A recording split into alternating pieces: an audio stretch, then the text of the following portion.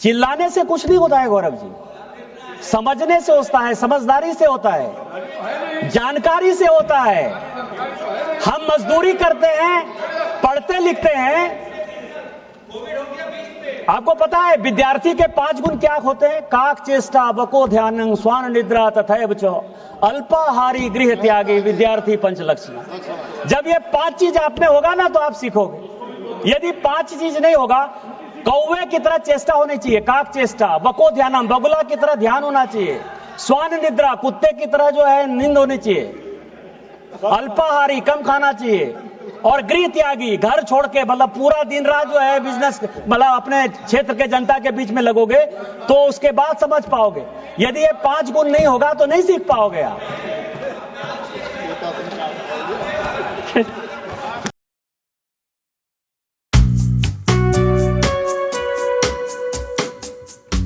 तरह के चाइना के साथ यदि व्यापार कम करना हो, बंद करना हो, वो भी भारत सरकार को करना चाहिए, मेरा व्यक्तिगत सुझाव है।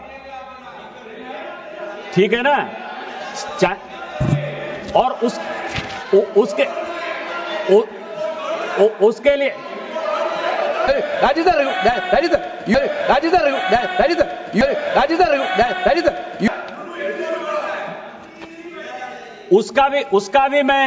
उसका भी मैं रिपोर्ट लेकर आया हूं। मुझे पता था कि आप चाइना चाइना चिल्लाओगे। 2014 में हमारा और चाइना का जो ट्रेड बैलेंस था ना, वो 22% ऊपर था। और जब कोरोना हुआ ना 21-22-23, तो वो -9.67% था।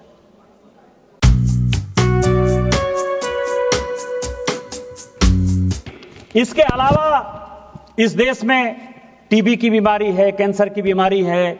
आयुष्मान भारत का एक बड़ा प्रोग्राम भारत सरकार कर रही है।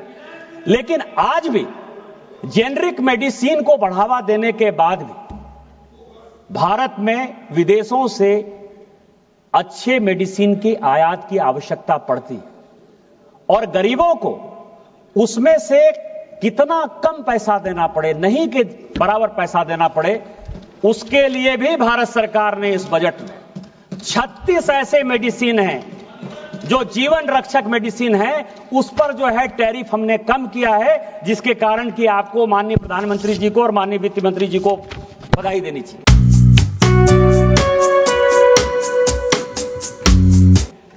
किसान के लिए मछली पालन, हम जब एक्सपोर्ट करते हैं, किसानों की आय दुगनी होनी चाहिए। किसानों की आय की दुगनी में आप पोल्ट्री के लिए, आप फिशरीज के लिए, इसको आप मानोगे कि नहीं मानोगे? दूध के लिए मानोगे कि नहीं मानोगे? लेकिन ऐसे तो नहीं होगा।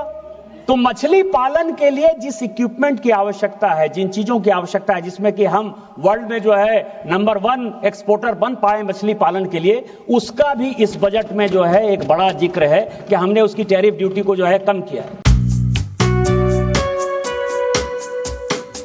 बांग्लादेश में आज का ही न्यूज है कि 140 इंडस्ट्री उसकी टेक्सटाइल में जो है बंद हो गई। हमारे पास मौका है। बांग्लादेश के जो हालात हैं, पूरे यूरोप के जो हालात हैं, लेबर के जो फोर्सेस हैं, हमारे जो स्किल्ड लेबर हैं, बुनकर हैं, जो हमारा काम करते हैं, चाहे हमारे गोड्डा का सिल्क हो, चाहे भागलपुर का सिल्क हो, चाहे बनारस का सिल्क हो, चाहे चंदेरी की साड़ी हो, चाहे कश्मीर का हो, वो सब जो है, चंदेरी मध्य प्रदेश में है, उन सबों के लिए हमने जो है इस तरह का स्ट्रीमलाइन किया है टैरिफ को, जिसके कारण कि ये हैंडलूम सेक्टर बढ़े, बुनकर बढ़े। और बुनकर में आप लोगों को मुसलमानों का भी वोट नहीं चाहिए, ज्यादातर तो बुनकर मुसलमान ही है। काहे चिल्लाते हो भाई? सबका साथ, सबका विकास, सबका विश्वास, सबका प्रयास, इसमें माननीय मोदी जी भी चल रहे हैं और हम सब ये काम कर रहे हैं। तो ये भी समझने को तैयार नहीं हो आप। जीएसटी में अभी कहा गया कि जीएसटी रैशनल होना चाहिए। मुझे लगा, शशि थरूर साहब का सम्मान करता हूं, बहुत पढ़ते लिखते हैं, लेकिन मुझे लगता है कि शायद नई किताब लिख रहे होंगे तो फाइनेंस बिल थोड़ा कम पढ़ पाए।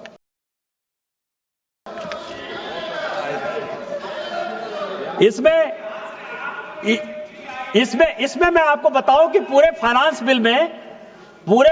बिल में amendment in section 2 of CGC act 2017, इसमें हमने क्या रैशनल करने के लिए किया है। दूसरा अमेंडमेंट हमने किया है सेक्शन 12 और 13 में हमने अमेंडमेंट किया है।